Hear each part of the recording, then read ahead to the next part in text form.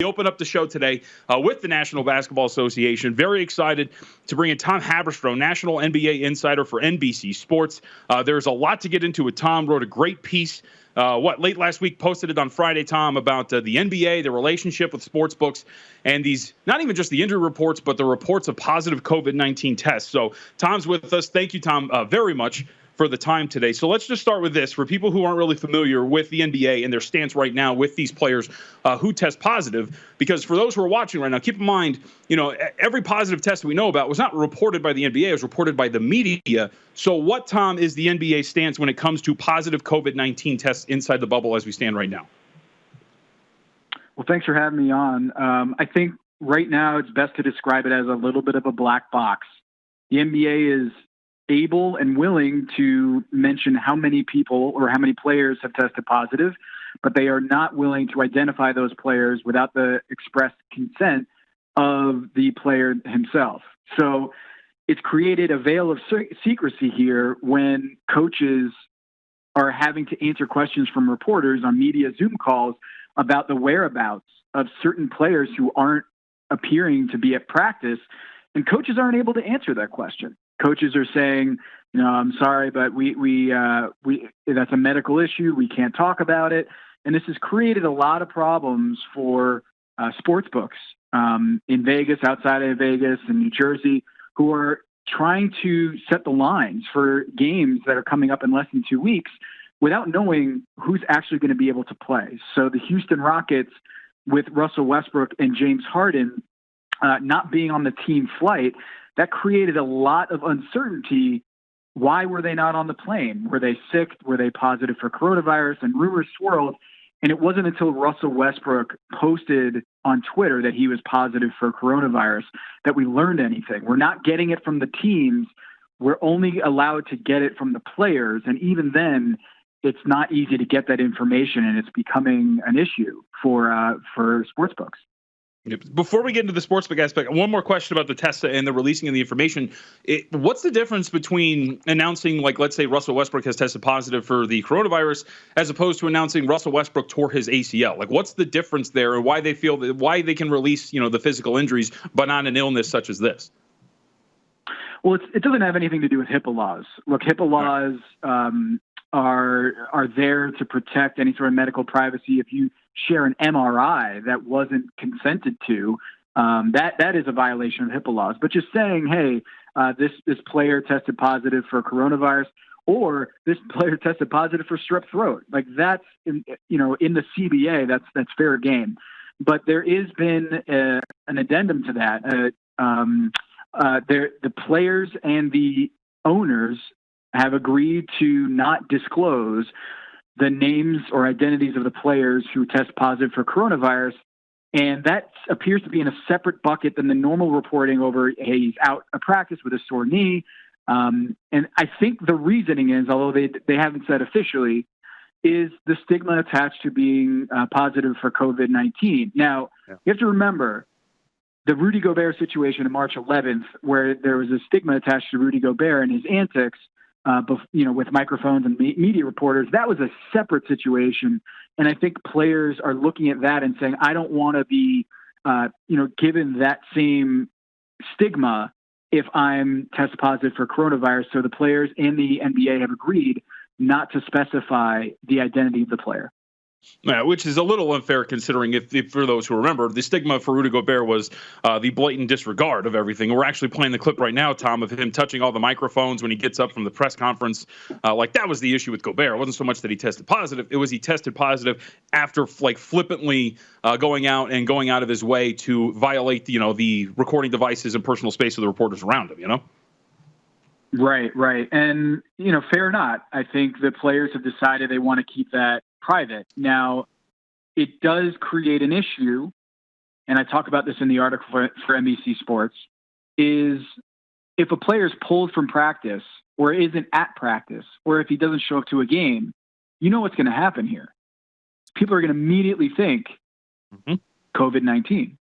And so by having this lack of transparency around the injuries or around the diagnosis, I think it's creating a secondary issue, which is now every injury is going to come with a speculation about being tested positive for coronavirus, which if they had just come out and said and been transparent about all this, I don't think there would be that speculation or rumor mongering about a player's availability. But that's the position that we're in right now.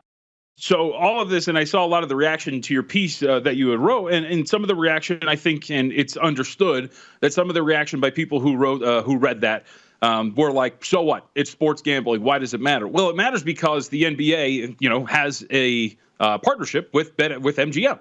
They are their official sportsbook partner. And so this is where it comes in, like the issues, Tom, and you wrote about this because it hasn't been for the last few years. The coronavirus is a new issue, but for the last few years, the NBA, I think, has had a problem in terms of being accurate and being forthcoming with injuries. You wrote about it, right? The biggest one being LeBron James after game one of the NBA Finals, his last year in Cleveland. I think one of the lesser-known ones was last year, Damian Lillard in the Western Conference Finals separates a rib. It's not announced until, 2 games later in the Western Conference Finals. So this has been an issue, I think, going forward with the NBA of the transparency of injuries for some of these players. And we'll get to the regular season, right, and the fact that you don't know who's going to play on a night-to-night basis. But why do you think the NBA? It seems that they don't take this seriously. One, their partnership with the MGM and being forthcoming with injuries and clarity in that situation. Why do you think that is? Well, I think, to be fair, the NBA has ramped up its injury protocols significantly over the last several years because of the ramp up to a post PASPA federal ban on gambling. I think the NBA has ramped up the reporting. So like before 24 hours before every game, they kind of go to the football model of questionable or probable regarding to shoot around availability, injury information, all that stuff. They have to submit it to the league, injury information. That was not the case 10 years ago. Now, with regard to Damian Lillard and LeBron James in high-profile games, that's another story. And that's where it gets really complicated because teams are disincentivized to release any sort of injury information because it might be a tell for the opponent. Damian Lillard doesn't want to tell the Golden State Warriors that he's got ribs that are just barking at him every time he goes through a screen. So I understand that. But if you're collecting millions and millions of dollars from, sports gambling partners, and make no mistake about it, it's not just MGM. There's several sports books that are partnered with the NBA. We just have reported that MGM's deal was at least $25 million, according to ESPN. So it's a lot of money here. And the official feeds that they're getting from the NBA as part of these partnership deals, I don't think it has the same umbrella as injury information. Like by making these deals with the NBA, they're not saying, all right, now I get the injury information, the premium injury information. It's just the feed, the official feed, play-by-play feed from the NBA so that they get it instantaneously.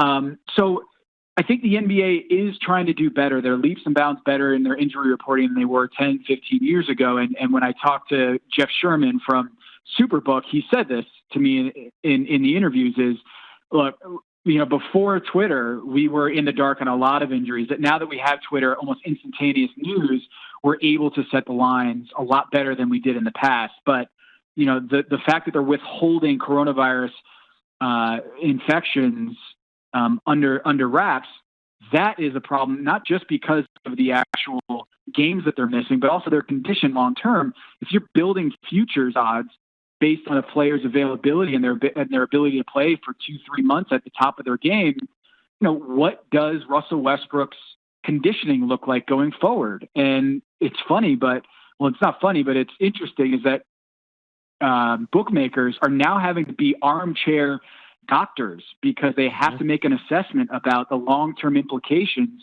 of a virus that doctors don't even know about. Yep.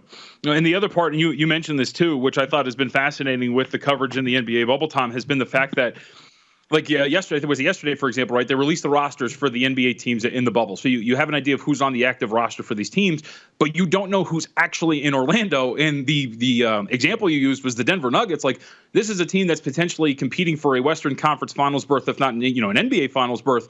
And we're talking about how many teams at the time, or how many players for that team at the time of your writing had shown up in Orlando? 9? Yeah, the Denver Nuggets had 7 or 8 players that were not there in Orlando. And again, the coaches are put in a really tough spot here. The reporters are doing their job and they're asking the coaches, like, hey, where's Torrey Craig? Or, hey, where's Jamal Murray? Or, hey, where's Gary Harris? And the coaches just can't say anything. Because of the union and NBA rules, they're not allowed to specify or identify any players who are not there due to coronavirus issues. And so what it does is it creates a lot of uncertainty in the marketplace, not just for fantasy, but also for gambling and, for reporters like myself, talking about the game and not knowing whether the Lakers have Markieff Morris there or not, or the whereabouts of Russell Westbrook's availability.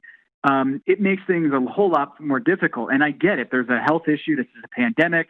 But, I think in some sense, hiding this information, I think, exacerbates the stigma or creates even more of a stigma because it validates the idea that there needs to be secrecy about this and that there is shame in getting coronavirus. And I think that's false. I don't think people should be ashamed of getting an infection that millions and millions of people around the world have gotten. And whether it's Tom Hanks or whether it's governors or mayors in around the country, I don't think there's any shame in it. And so I think by creating this veil of secrecy, it almost creates that stigma even more.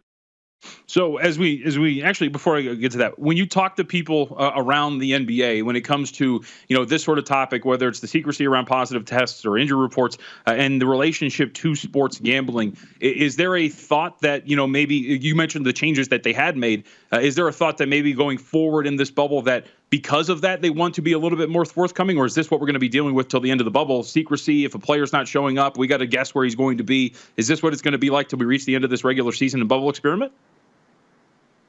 Well, you know what I hope happens? No one gets the coronavirus and we don't have to deal with this issue.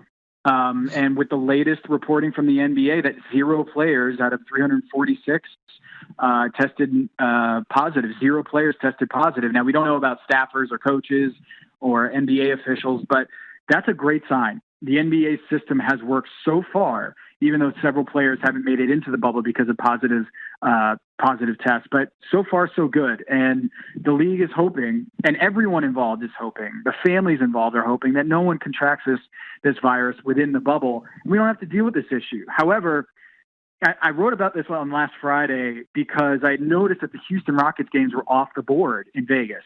And I noticed that the Pelicans games are now off the board with Zion Williamson leaving the bubble to deal with a family emergency. And now he's going to have to come back with either, anywhere from 4 to 10 days of quarantine before he can play.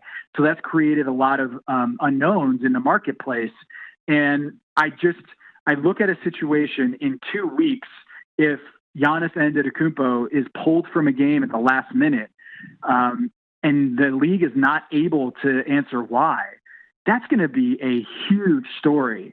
And I just wonder if the NBA can do something to mitigate that, because I don't know if a lack of transparency or hiding this or, being obtuse about this is actually going to do anything good. Yep. The piece is called NBA Sportsbooks Must Solve for Superstar Absences in the Bubble. Again, it's Tom Haberstroh with us, NBA insider for NBC Sports. Tom, we're up against it, but I appreciate it. I thought the piece was great. And, I'm really curious going forward, too.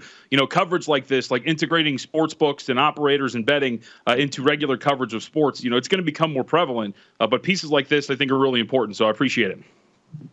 You got it. Anytime.